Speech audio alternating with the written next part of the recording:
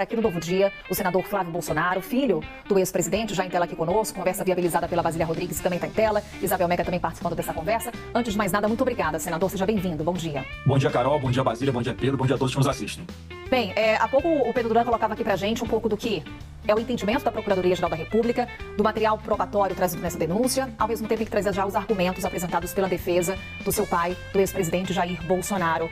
Como é que, nesse momento, o senhor analisa os pontos trazidos pela Procuradoria-Geral da República? Você já se manifestou em redes sociais criticando essa denúncia. Nesse momento, qual deve ser a estratégia da defesa do ex-presidente? Estou falando aqui como político, já que essa é uma grande perseguição política que ele vem sofrendo, então eu me sinto aqui completamente amparado no meu exercício do mandato de fazer essa crítica a um grande circo probatório que vem sendo construído contra o presidente Bolsonaro desde o dia 1º de janeiro de 2019.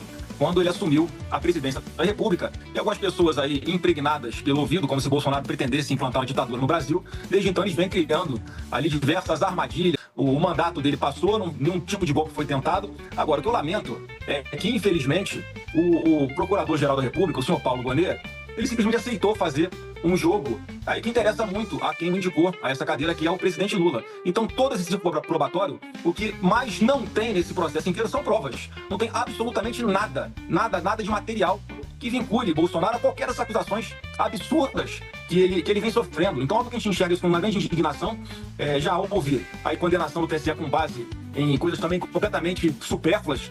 Ele fica inelegível por causa de reunião com embaixadores, ele fica inelegível por excesso de democracia. Há um sistema aqui que o tempo inteiro está acostumado a mandar um presidente obedecer. Então, o próprio presidente Bolsonaro fala muito, ele foi um aborto em toda essa sistemática, porque obviamente não queriam que ele assumisse a presidência da República. O que a gente está vendo agora é uma denúncia completamente vazia, ela é baseada em um copia e cola do que o Cid botou no papel. Então a gente, por um lado, fica muito tranquilo porque sabe que o presidente Bolsonaro não fez nada de errado, e por outro lado, a gente observa um grande aparato persecutório usando-se a máquina pública para tentar condenar uma pessoa inocente. Isso, obviamente, gera a sensibilização de grande parte da população. E no mesmo dia, não por acaso, a gente vê que é uma correria, uma pressa para apresentar uma denúncia quebrada ainda, porque não são nem contra todos aqueles, né, que estão sendo acusados em toda essa trama ilusória que foi criada na cabeça de algumas pessoas aqui em Brasília. Então, tudo que é feito desde os inquéritos lá de trás, elas são feitas com um cálculo político, para, obviamente, condenar. Então, só quem é leigo não percebe que esse é o tipo de denúncia que já vem ali com uma acusação pronta, né, uma condenação pronta, muito antes até das investigações.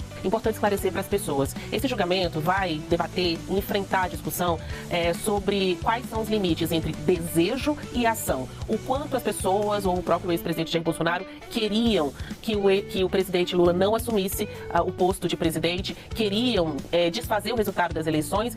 A acusação diz que, mais do que pensar no golpe, o ex-presidente Jair Bolsonaro teria agido em nome de um golpe. Você, que é filho do ex-presidente, que é político, pode trazer esse relato, então, para nós? Chegou a falar ou desejar um golpe no Brasil? Para imaginar, eu sou senador da República, líder da oposição aqui no Congresso, filho do presidente Bolsonaro.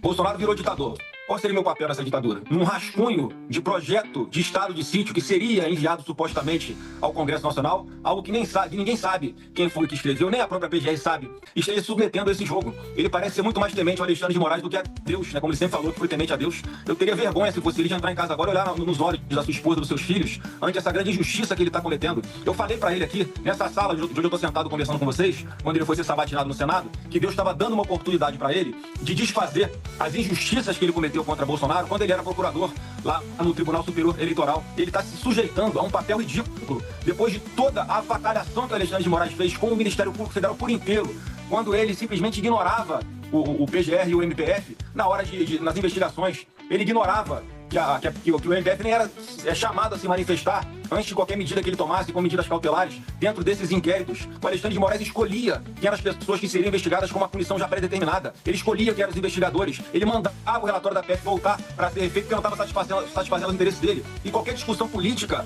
está sendo encarada pela PGR como se fosse um atentado contra a democracia. A expressão, a liberdade de opinião que persegue adversários políticos para tirarem essas pessoas de uma disputa, como no caso aqui no Brasil. Porque quando você diz que havia ali um rascunho de um estado de sítio, quando a PGR apresenta a denúncia, ela traz várias provas físicas mesmo. Rascunhos, anotações, pedaços de papel, cadernetas, vídeos, áudios. Na tua avaliação, ali daquele grupo de 34 pessoas, tem alguém que mereça ser condenado? Olha, para mim é o crime impossível que todos estão sendo acusados. qual a possibilidade de esses rascunhos, esses áudios, esses vídeos, essas falas, até entrevistas foram colocadas nos inquéritos como prova de alguém que estava tentando contra o Estado Democrático de Direito. Como vocês próprios falaram agora há pouco, não é de agora que o presidente Bolsonaro questiona o processo eleitoral. E nem foi ele o primeiro a fazer isso. Se você pegar na história, lá em 1999, José Dirceu já questionava a urna eletrônica. O que aconteceu com ele? Nada.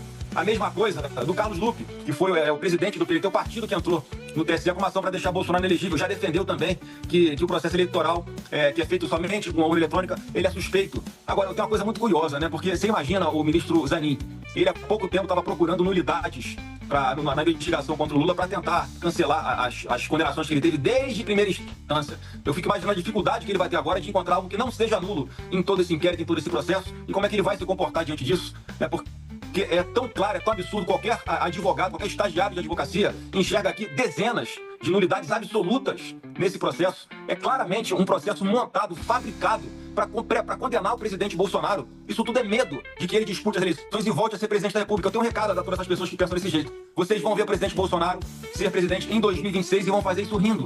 Porque eu tenho certeza que quanto mais passa o tempo, mais a verdade vai vir à tona e mais as pessoas vão se sensibilizar com essa sacanagem que estão fazendo com o presidente Bolsonaro e ele vai voltar a ser presidente desse país.